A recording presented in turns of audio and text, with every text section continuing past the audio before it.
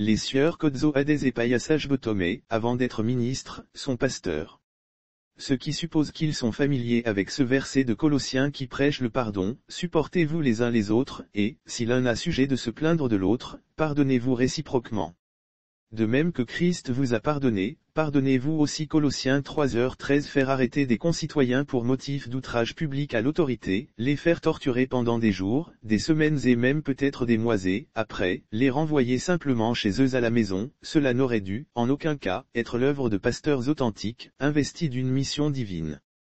Satan est dans ceci. Mais, quelle inélégance, peut-on dire si l'on veut être indulgent? De quel pasteur cet appel au châtiment déshumanisant peut-il être digne? À moins que celui-ci, devant ses fidèles les dimanches, prêche hypocritement le revers de l'esprit divin ou se mette insidieusement dans la peau de Togebui d'Angbui, Satan, pour célébrer Dieu qui est, lui, amour et pardon. Il pêche, ce pasteur est, dans le cas en présence, avec des individus occupant des postes ministériels, cela revient à faire preuve d'une toute-puissance qui prête plutôt à sourire car, il faut se savoir très vulnérable et être conscient de sa propre précarité, ou encore avoir la conscience endurcie pour en venir à ses extrémités. Où est-elle l'élévation du pasteur? Où est-elle la grandeur du ministre? Où est-il, l'esprit du Christ dont on bourre les pauvres qui vont envahir temples et églises à la recherche d'un sauveur? C'est une pure faiblesse et non une force quelconque. C'est une grosse tare et non une action phare.